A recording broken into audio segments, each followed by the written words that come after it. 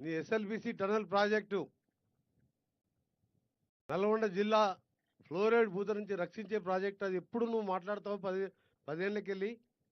దాంతోపాటు బ్రాహ్మణ వెలువల ప్రాజెక్టు అది 80% పూర్తయింది. దాని గురించి మాట్లాడతావు. ఎమ్మడే మీ మీ జిల్లా మంత్రి, ఇరిగేషన్ మంత్రి పెద్దలు గౌరవ ఉత్తమ్ కుమార్ రెడ్డి గారు ఉన్నారు. మీరు వెంటనే పూర్తి చేసుకోండి అని చెప్పి మనం ఎప్పుడు చెప్తాం. అమ్మాయినా అడగనే అన్నం పెట్టదని. నేను అడగలే వారిని, కొద్దిగా సెట్ అయినాక అడుగుదాం ఎస్ఎల్బిసి గురించి అని. కానీ గౌరవ ముఖ్యమంత్రి గారే ఆయన పిసిసి ప్రెసిడెంట్గా, అంతకుముందు ప్రతిపక్ష నాయకునిగా మేము మాట్లాడేది కానీ అతనికి సొంతంగా దీని మీద ఉన్న నల్గొండ జిల్లా ఫ్లోరైడ్ సమస్య వారికి తెలుసు కాబట్టి వారు వెంటనే ఎంత ఖర్చైనా సరే ఈ ప్రాజెక్టు పూర్తి చేయాలని చెప్పి ఇరిగేషన్ శాఖ మంత్రి గారికి మాకు చెప్పి ఈరోజు పనులు మొదలు పెట్టించినాం. నన్ను అమెరికా కూడా పంపించి అక్కడికి వెళ్ళి బేరింగ్ కూడా త్వరగా ఏర్పాటు చేసి అమెరికా బేరింగ్ కూడా వాళ్ళకి కట్టవలసిన డబ్బులు కట్టి దాన్ని కూడా బేరింగ్ తీసుకురావడం. ఇక్కడ 18 మీటర్ల పని కూడా ఇటు సైడ్కి వెళ్ళి టనల్ వరకెళ్ళి స్టార్ట్ అయింది. కానీ ఎవరు ఏడుపుగొండి వాళ్ళు ఉన్నారో ఎవరున్నారో అప్పటికే 70% పూర్తయిన ప్రాజెక్టుని 10 ఏళ్ళు పక్కన పెట్టి మొత్తం ఏదో ప్రపంచ వింతల్లాగా కాళేశ్వరం లాంటి ప్రాజెక్టు కట్టడం అయిపోయింది, కూలిపోయి అయిపోయింది. దీని జోలికి రాక ఇది ఎంత ప్రాజెక్ట్ అంటే డెడ్ స్టోరేజ్కి వెళ్ళి ఆ రోజు నేను చెప్పిన 820 లెవెల్కి వెళ్ళి పెట్టాలి, మాకు పోతిరెడ్డిపాడు మీరు నీళ్ళు తీసుకోబోతున్నారని చెప్పి డిజైన్లో కూడా ఆ రోజు నేను దగ్గర ఉండి మాకు శాశ్వత పరిష్కారం ఇది బ్రిజేష్ ట్రిబ్యునల్ మనకు అవార్డు 37 అలాట్ చేసిన వాటర్ ఇది.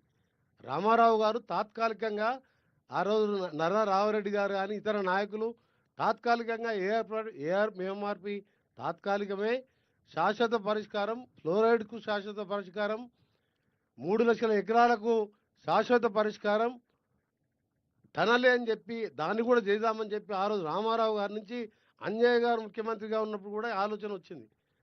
కానీ 2004లో రాజశేఖర రెడ్డి గారు రాగానే జలయజ్ఞంలో భాగంగా రాష్ట్రం మొత్తం చేపట్టినప్పుడు ఇది అవుతుందా కాదా అని ఆలోచనలో రాజశేఖర రెడ్డి గారు ఉన్నప్పుడు నార్కట్పల్లికి పల్లెపాటలో మొట్టమొదటిసారి ముఖ్యమంత్రిగా వారు వచ్చినప్పుడు నేను ఒకటే చెప్పిన, మీరు పులిచింతలకు మూడో పంటకు నీళ్ళు ఇస్తున్నా మేమేం బాధ లేదు, కానీ మా కళ్ళ ముందు ఇవాళ మేము 30 ఏళ్ళకి 60 ఏళ్ళలాగా కనబడుతున్నాం.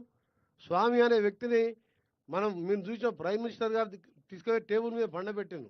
అంశాల స్వామి చనిపోయిండు, దుచ్చల సత్యనారాయణ గారు తీసుకుపోయాను.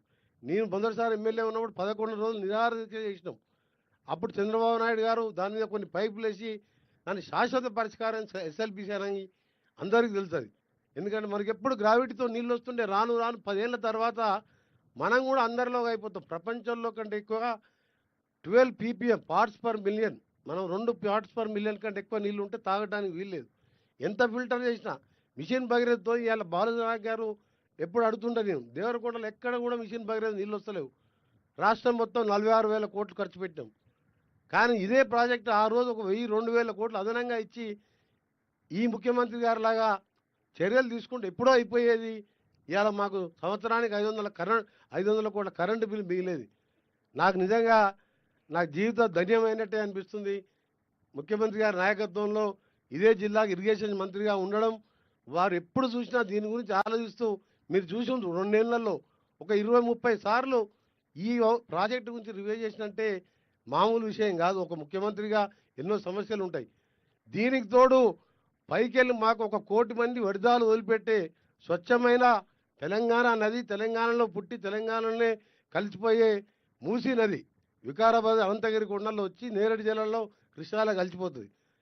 ఒకప్పుడు అది తాగునీరు 1,50,000 ఎకరాలకు సాగునీరు ఇచ్చే ప్రాజెక్టు.